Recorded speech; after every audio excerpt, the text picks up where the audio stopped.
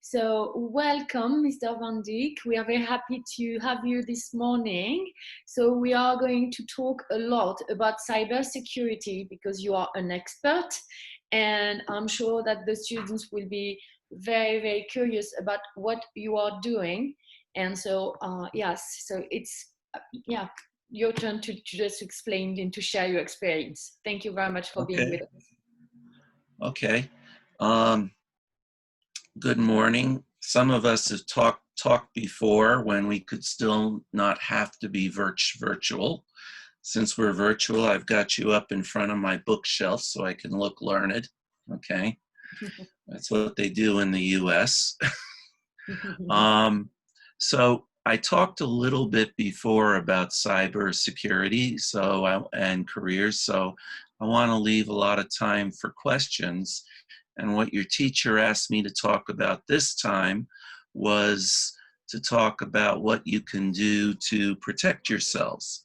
Because one of the things we talked about before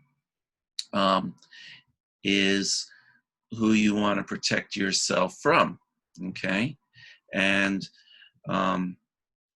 let's see if this will work. I had it working last night. Nope. Oh well. Never try to embed a video into a PowerPoint. It never works as advertised, but if software works as advertised, I wouldn't have a job. That's what oh, look at that. We might have something here. Can you guys see this? Yes, we can. This is just a little 2-minute video where what we call a white hat hacker who does hacking to demonstrate what's wrong with the internet actually do.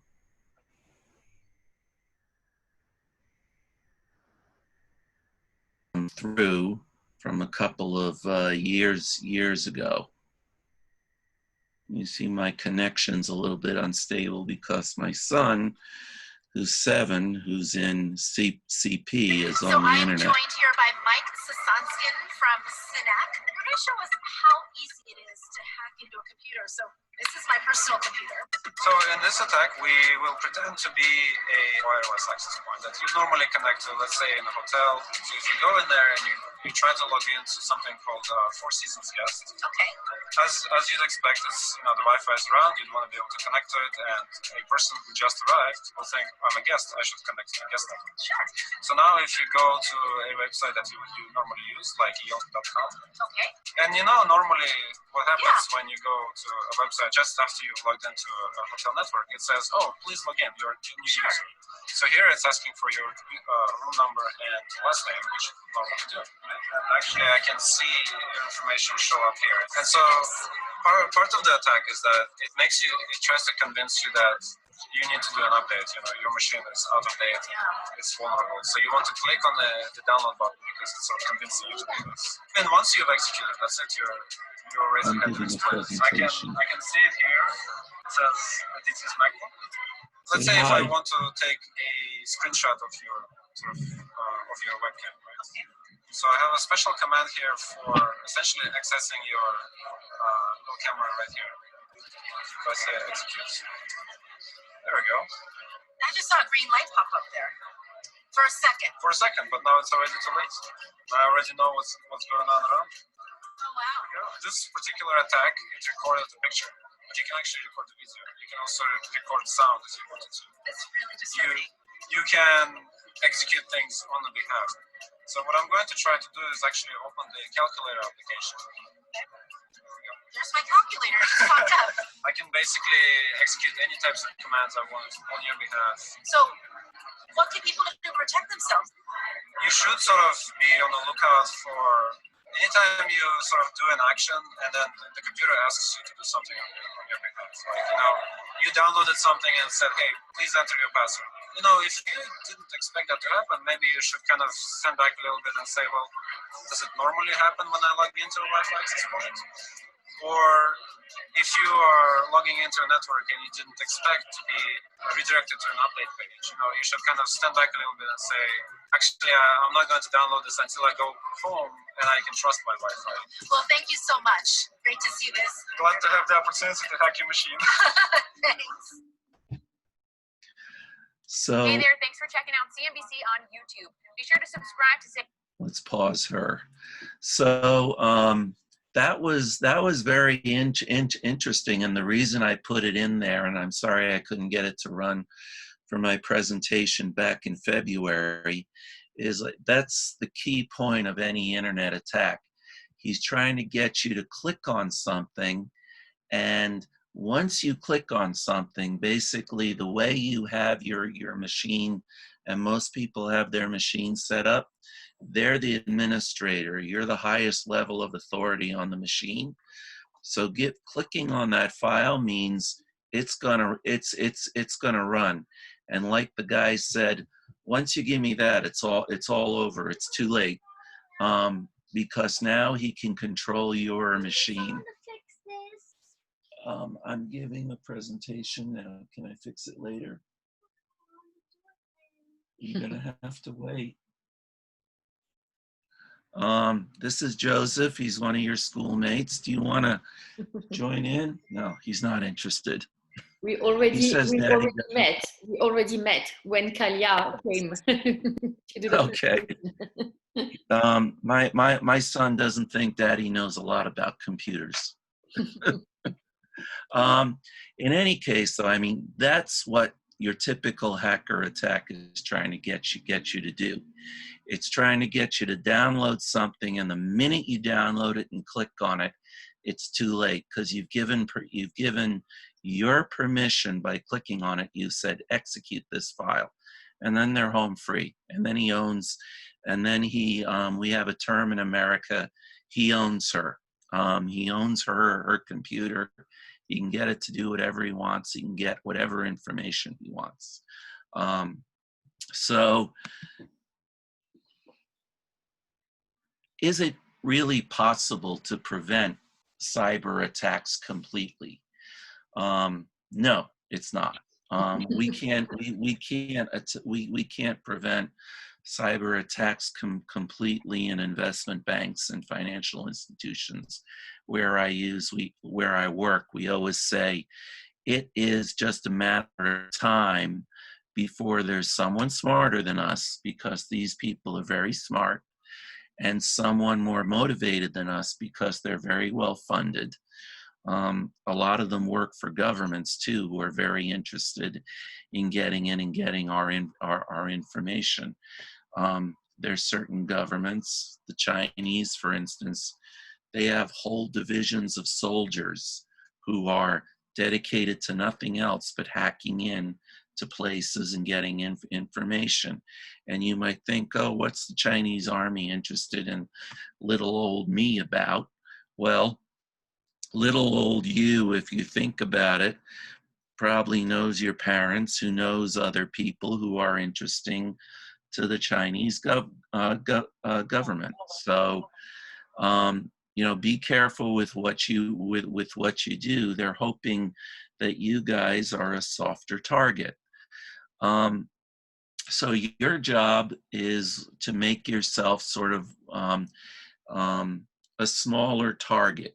You want to make yourself more difficult to, sorry, I just dropped my glasses.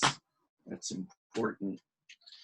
You want to make yourself a smaller target, more difficult for someone to look at and move on to the next guy. As someone I worked for a long time ago said, if you're sitting around the campfire and the bear comes, you don't have to be the fastest guy. You just want to be faster than the slowest guy, okay? Because the slowest guy is going to be the guy who's going to be the bear's dinner, okay?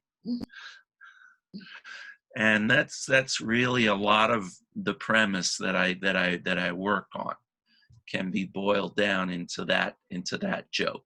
Mm-hmm. Anybody have any comments or questions right about now? Alors, si vous avez des questions là à ce stade, vous pouvez poser vos questions maintenant. Oui, non? So, Okay. okay. All So, right. So let me move on to the next part. yeah. So you guys are all on computers. And this guy made our point very, very well, so I won't belabor it. Don't open any unknown emails or any files that you don't know who they're from. People go on Facebook to find out who your friends are. And I kind of picked on Elena last time because I know one of her friends back in Luxembourg. He's my son's godmother's son. And you know, normally someone like that, you used to go to school with them, they're on your friends list, but you wouldn't necessarily be talking to them all the time. Well, that's a perfect chance for someone to come in and say, hey, this is someone from you, and you know, just open this email for me. I sent you this great picture about when we went to school. Well, she'll be back in a couple minutes. No, I need her right now. Well, she'll be back in a couple minutes. Where is she? She went to walk the dog I around the need your corner. phone. Sorry. That's more security you have to think of when you're a parent. You have to put different security around your phone depending on who logs in. So some people can't get to places they shouldn't. And then they're, even at the age of 7, pretty good at figuring out how to get around those controls. But that's for another time. So the idea is, just because someone claims to be someone, or just because someone says, I want your, and the biggest trick back in the US is, can you give me your name, your address, your social security number, and your bank password? It's like no one real would ever ask you for your social security number, which is your kind of national ID number in the US. And no bank that would ever ask you for your password. You know, you get pop-ups all over. Please enter your bank password here in this email. We need to reset your account. It's like, no, you don't. Okay. I actually got a call once from Her Majesty's Border Patrol because I had put in for pre-settlement status, and called me and they said, you know, we need a piece of information. And you know, me being the paranoid information security guy, I said, well, that's nice. If you need it, I'm not sure who you are. I can't verify who you are. Put it in a letter on official letterhead, and then you'll get it. And the guy actually got a little huffy with me. He says, well, if you don't believe that I'm Border Patrol, and said, well, you know, it's my job not to believe you. I'm sorry if I insulted you, but you know, that's the way it is. But hackers do the same thing. And there's lots of hackers who take advantage of lots of people, particularly old people, particularly young people, because they think they're more gullible. So basically, don't click on anything if you're not 100% sure what it is. The hotel was a perfect example. We all get to the hotel. We want to get to the hotel. First thing we do is get on the internet. There's lots of wireless networks. Make sure you look at the wireless network that they give you on the room key card very carefully, and only go to the one that's exactly what is described there, because there's often a lot of networks, like this hacker said, that will go on. They'll say they're the Marriott Hotel, but they'll just change a letter or make a letter look like a number, and people will click on it. And like you said, you own that account, okay? So you don't have to be as paranoid as I am. I get paid to be paranoid, but you just have to be careful, okay? Second thing you wanna do is get a good AV program on your computer. That means antivirus, okay? And there's a couple that are key in the industry, and the reason you want the key ones is because they'll update them with the new viruses, as the next bullet point says, usually weekly, sometimes daily, especially if you're running Windows. There's a big argument in computers which operating system is better. I won't get into that. It's the way computer geeks like us tease each other. But the fact of the matter is Windows has a lot bigger footprint. That means a lot bigger users. So hackers try to develop a lot more ways to get into Windows because a lot more people use it. So it's a lot more lucrative for them, which means they can get a lot more money. So go with one of the big names, Norton, Kaspersky, McAfee, and keep it updated. When it says update, update and download. And the third thing you want to do is keep your operating system up to date. If you have Mac OS, you basically pay for the operating system when you buy the computer. That's why Mac is a little more expensive, but you never have to buy an update or an OS update again. My computer I'm on is about 10 years old, still works like a charm. I got lots of memory and CPU on it, and I haven't paid for an OS or update since. You always, you know, when Mac says we've got an update for you, it's usually to fix an outstanding problem. So, you know, it might not be convenient to take it for you that day, but take it over the weekend or take it that evening. Same thing for Windows. They make you pay to basically upgrade from one version to another, but the security updates are free, and make sure you take them. Let me stop there, because that's more or less all about your computers. That's like the three basic things you can do to keep your computer and keep yourself safe. Any questions on that one? Let me pause here for a minute. Any question? I have a question actually. Sure.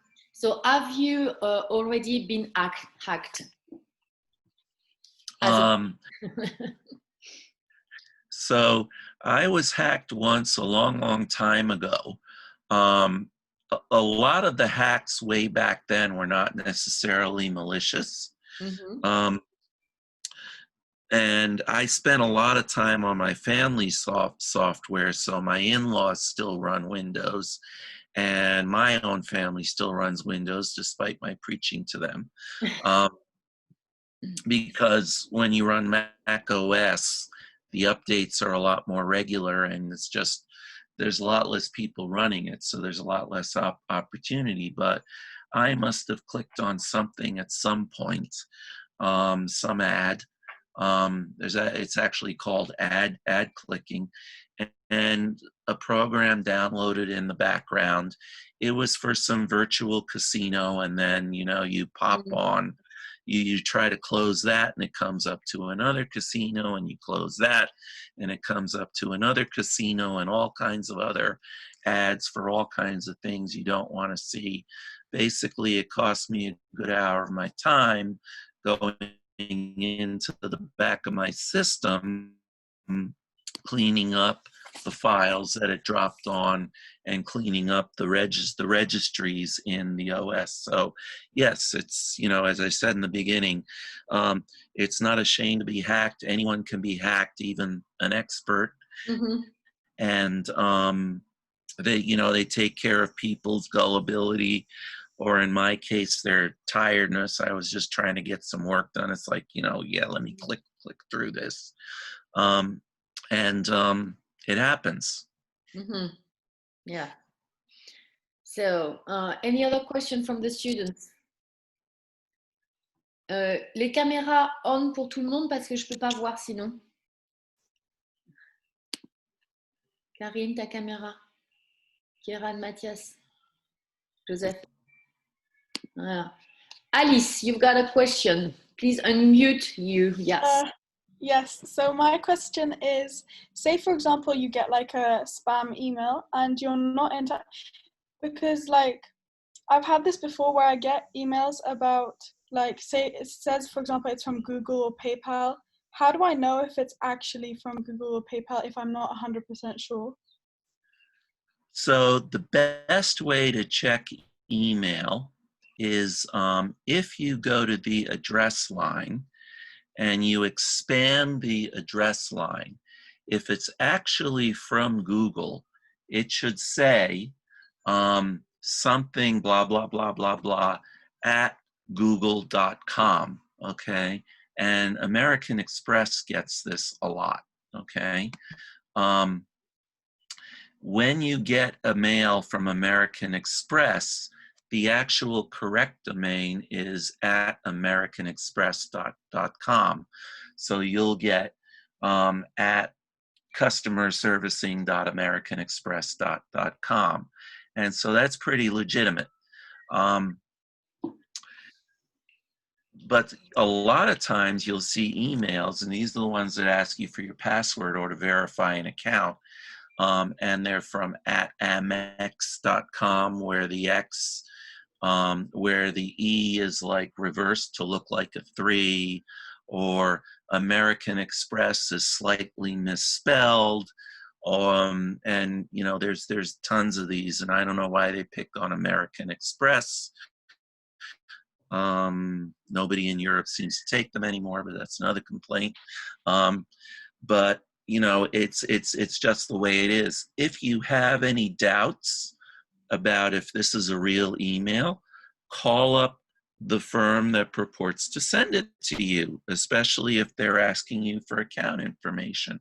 But don't call the number that's on the email, because that's the one they want you to call, because they've got their friendly service representatives also sitting in some country in the back of some room, willing to answer your call and pretend that they're Google.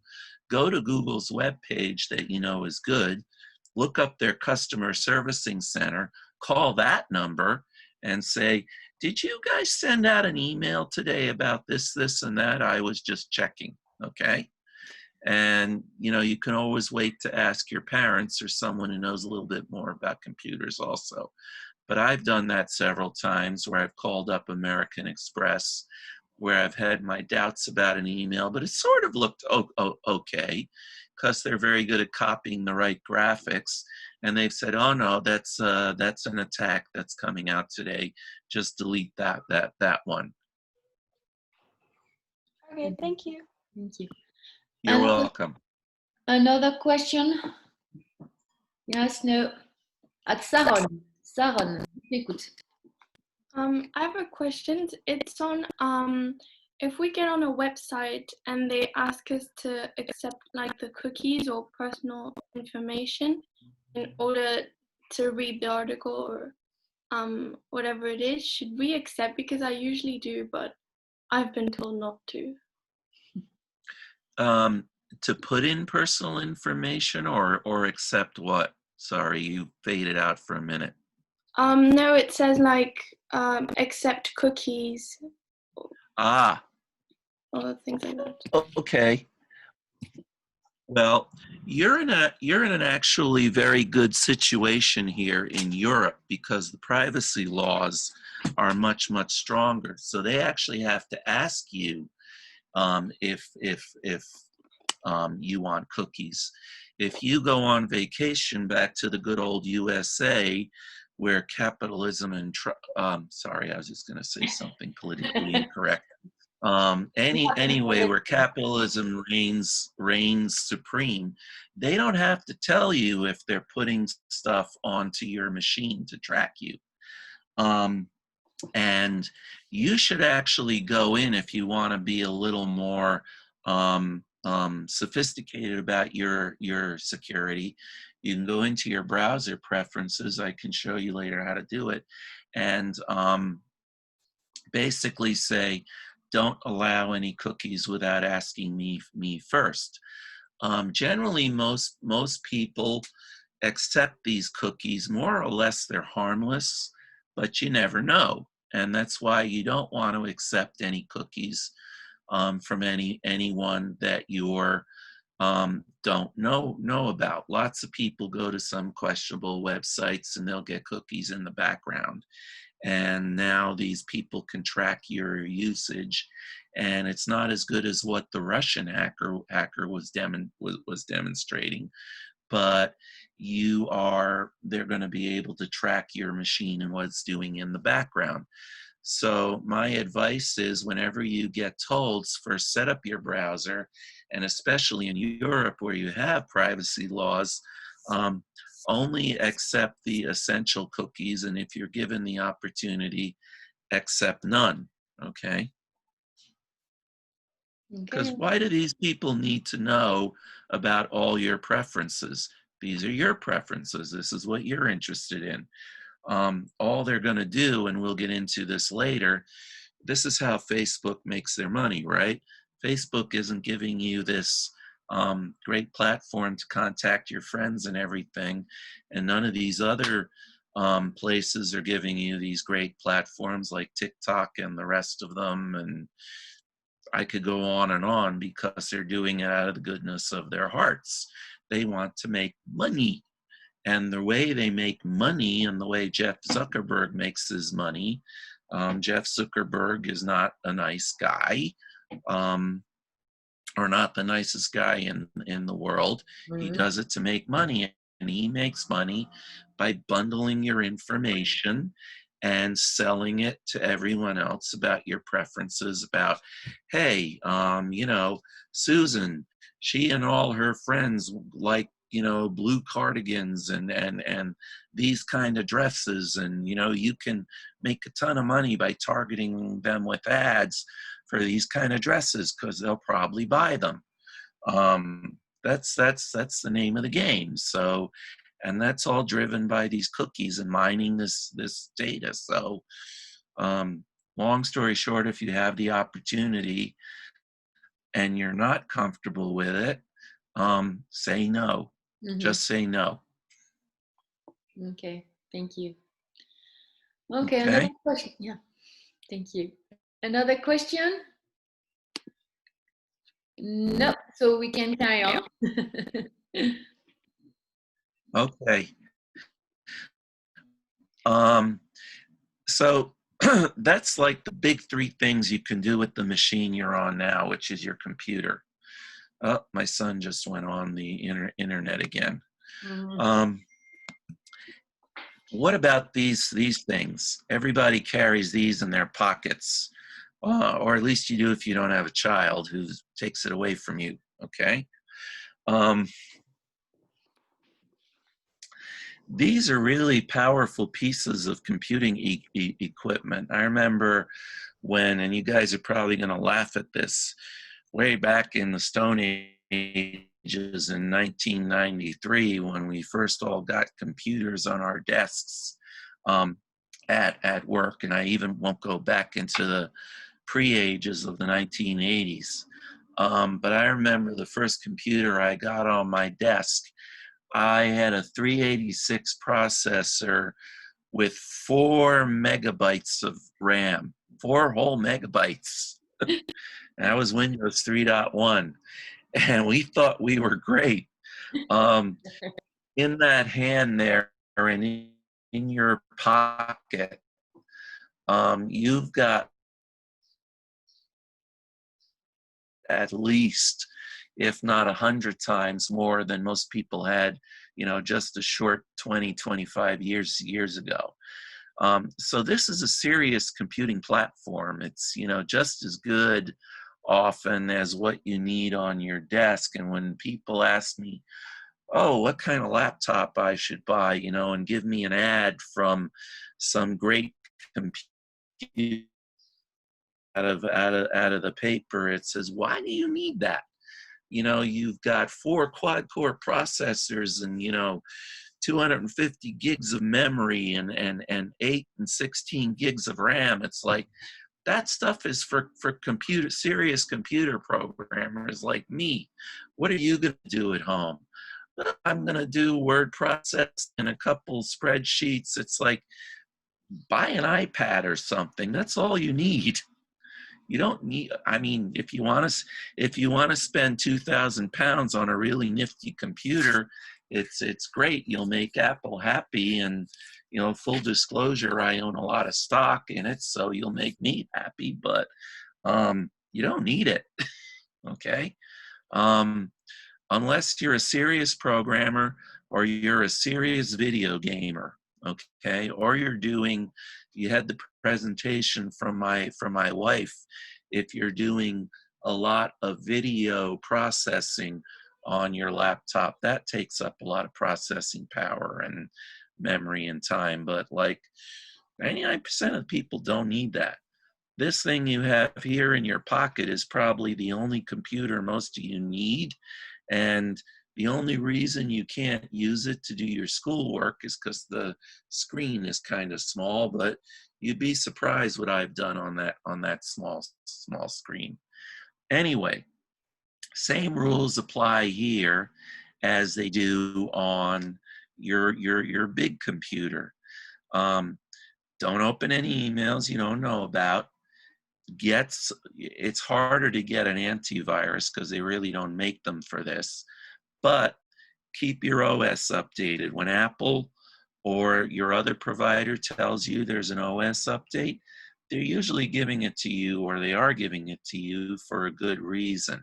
It's very easy on Apple. You know, you just put it in the power source, hit update, and go do something else and come back in 10-15 minutes, and it's all done. I used to have to worry about updates, and the computer would crash and the updates would never run right, and this is in ancient history back in the 80s and 90s, and that still makes someone like me stare at the computer screen when updates are happening, but it's really not necessary anymore. Android is a little bit harder because you've got all these different versions and flavors and you got to figure out. But once you've figured it out, take the updates from the provider. There's a couple more things you should do to keep yourself updated. And again, it kind of varies by whether you have iPhone or Android. Stop sharing your location with the apps, okay? Is it really anybody's business to know where you are? I know you guys are telling your parents now, they say, where are you going? And you just say, I'm going out with my friends. And they say, where? And you say, I'm going out with my friends. And they kind of want to know where you guys are. And they say, well, kind of where are you going to be? I'm going out with my friends. Well, if you're not going to share your location with your parents, why would you share it with Jeff Bezos and Mark Zuckerberg? Okay. And there's no reason why you need to share your point-by-point location with, half these apps, like the weather or the BBC News. If you just go in there and set your location and say, I'm in London and I want the news in London, that's enough. What people do and want your location for is, again, to make, as I said the last time, money. And the reason these guys, Jeff Bezos and Mark Zuckerberg and Elon Musk and the rest of them, are wanting your location is because they can share more specific marketing data. If they know you and your friends like sweaters and dresses that are blue and you all live in London, well, now they can sell that information. It's even more specific to, I don't know, John Lewis, because they service London. And so that's very valuable to someone like John Lewis. And I'm not disparaging John Lewis. They all buy this information. Where do you think you get those junk emails from that say, hey, we've got another sale on blue sweaters and blue skirts, right?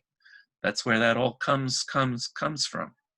So I wouldn't share this information with anyone except your family group and your nearest and dearest friends, which you can choose. So as a default, go into your iPhone and turn off location sharing, which is under settings and then privacy and then location services. Just flick that knob to not green, but gray. Same thing if you have an Android. It's settings, biometrics, and security app permissions. I don't share my location with anyone really, except for my wife. I figure she has a valid need to know where I am. Any questions about that?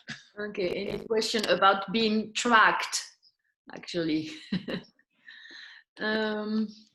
Yeah, and when you kind of think about it, it's kind of creepy, right? Would you want some, you know, adult men and women tracking your location 7/24? No. No. So anyone has a question? Just checking. Okay. Will, Let me any move question? on to the next. Will? No, not for the moment. Okay, Joseph, no questions? Not for the moment. Okay, so let's carry on. Okay. Next thing you can do, you want to disable the mobile ad ID. All right. Tied together with tracking your location, every phone has a mobile advertising ID, and this was built in and created when you turned on your phone and initialized it, and it's actually sent to advertisers and application makers. So, you know, that great application you're so set on using with your friends, that has a unique ID for you behind it, and it's actually sent along with your location data to the owner and maker of the app, and they collect all that data about you. Again, kind of creepy in the background, right? It's what the police do with the cameras too, but at least the police are trying to keep us safe from criminals. These guys are just trying to make money off of you. So again, kind of creepy that they want to know this information about everybody, but they don't care about you. You're a revenue source for them to make money. So what I suggest and what I do is you just disable the feature entirely, right? Personally, I get enough ads, and I figured out, especially in the last couple months, most of the stuff that's advertised to me I really don't need. So go on the iPhone, the settings, privacy, advertising, and turn on limit ad tracking. It's pretty similar on Android. Settings, Google Ads, and then turn the opt out of ads personalization. That should protect you for most of the ads. What I also do is I go down each application. If you go into settings on the iPhone, as I install applications, I'll go back and look at the application under settings and make sure they haven't snuck something in there also that tracks me. Next thing, you don't want the applications themselves when you log into them, right? Because when you have your phone, most of the business that really goes down in computers, as we talked about, is not what happens on your phone or the computer itself.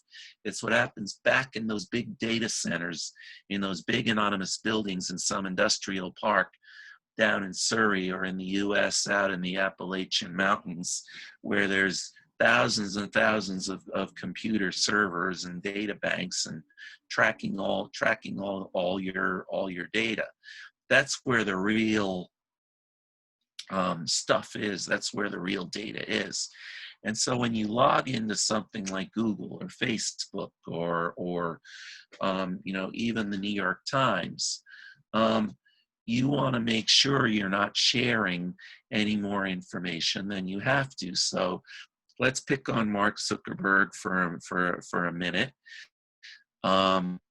Not because he's any worse than the others, but because everybody uses Facebook.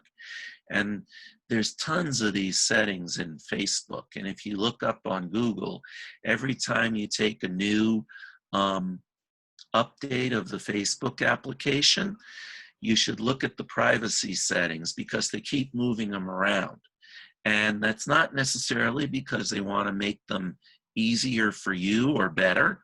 if they did, they'd put them all in one place and they'd have one big button that said, turn on privacy, right? They're trying to make it harder for you, but they still have some laws they have to comply with, so they put it in, but they're hoping you don't notice where all this stuff is, so they can still track you behind the scenes, because that's where they make their money, selling data about you. So basically, one of the best things you can do is tap the icon with the 3 lines at the top right of your Facebook, and it goes into settings and privacy.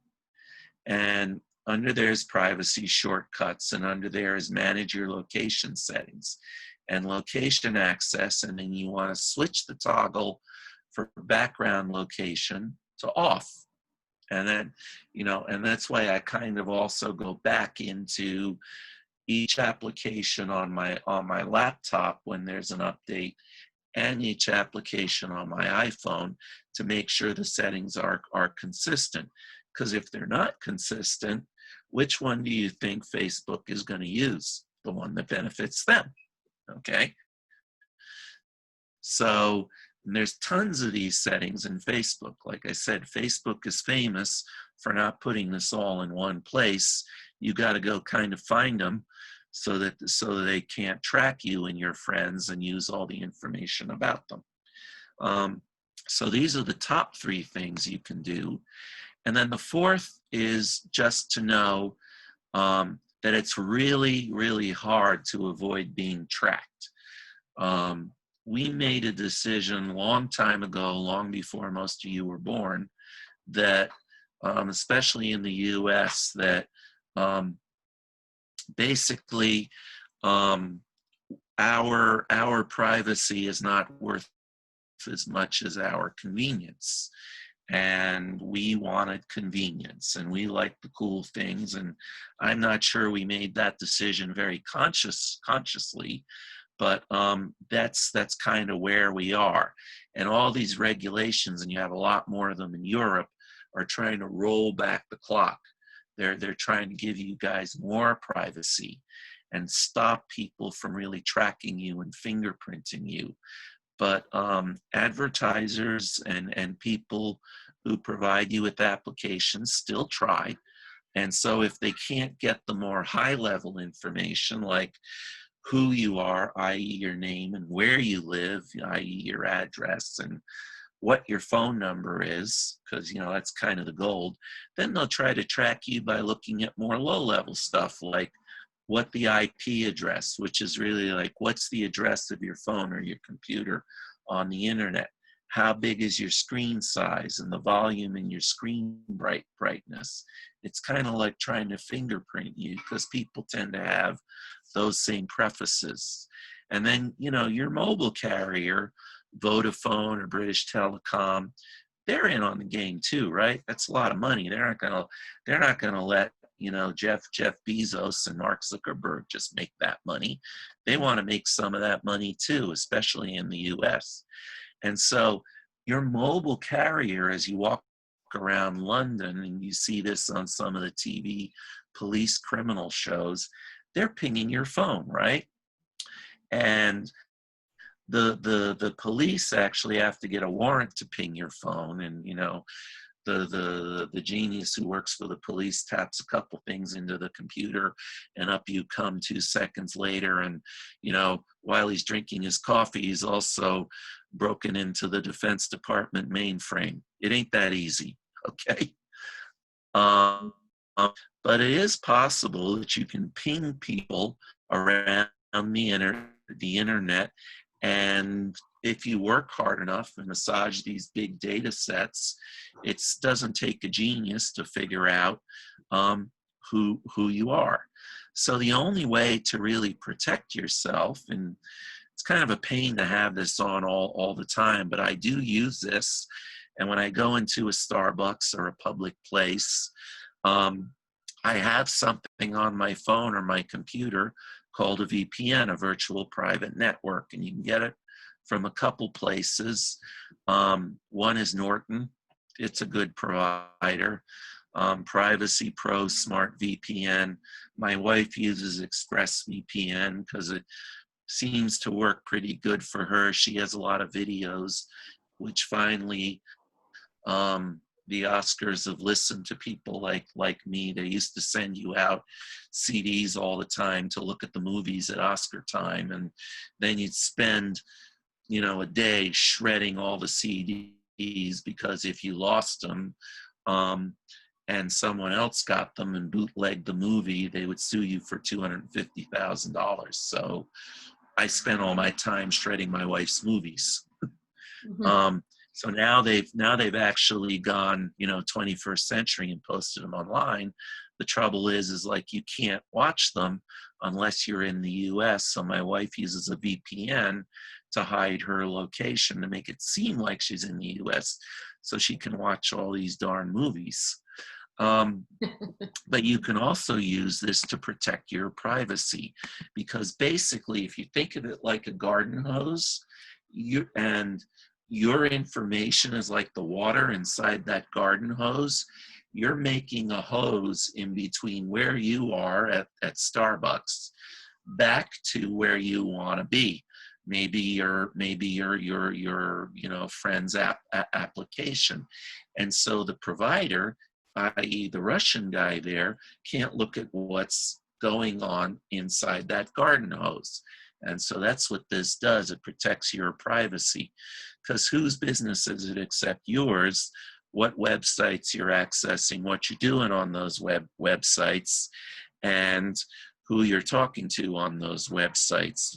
You know, if you're over 21, it's nobody's business but yours. And if you're under 21, it's basically your business and your parents. Mm. So I have a VPN going pretty much as I walk around London when I'm in most public places.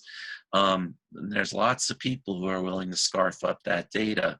Should you get back to school, you know, we picked on the Chinese before, so let's pick on them again. IFA, for better or worse, is right across the street. Little IFA, so if you walk around the block, is right across the street from the Chinese embassy. If you look up on the top of the Chinese embassy, you'll see all kinds of radio gear and antennas and microwave dishes. That's not because they're trying to be cool and look at all and try all the latest technology. They're trying to scarf up as much electronic intelligence as they can and send it back to China. So whenever I walk by the Chinese embassy, my phone is generally off, or I'm on a VPN, so they can't look at me, because I don't want them to be able to get to someone else, i.e. the London Stock Exchange, through me being silly. Okay. So that's it. Let me leave some questions at the end for time at the end for questions. Yeah. That's really very interesting. I never looked at the roof of the Chinese embassy. I will pay attention now, because that's something that I didn't know really. So, has anyone a question? I can't see anyone. Everyone. So I have a question, and the thing is that in France we have a strict law called about GDPR. So it means that it's much more difficult, I think, in France with this law, much more than here in the UK, and about the personal data that we can't share, and the fact that for example they won't never ask us about the question about the religion or about our ethnicity or something, because it's really considered too personal. So do you think really that it could be, it would be better for the US or for the UK to have this kind of law much more, much stricter, I mean, just to prevent people from being tracked or hacked, or what do you think?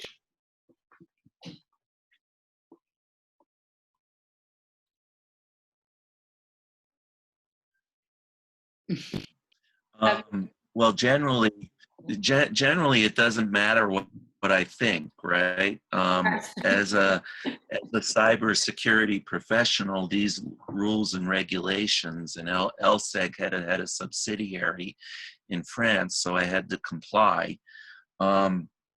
Generally, as a person, I think people have a right to privacy. Unfortunately, so you know, the as we say in the U.S., the bull's already out the barn door. So you know, this is kind of why I was advocating for the Oscars and the Emmys to post their videos of shows that they don't want anyone to bootleg on the net, so people can't steal them, rather than just send them out as CDs. Because if you send it out as CDs, someone's going to bootleg them, and if you sue them, okay, that's great if you can find them, but the bull's already out the barn door. And it's sort of the same with these privacy regulations. They're very hard to enforce. And they make it very hard to actually do business, because they're trying to close the barn door later. No one is actually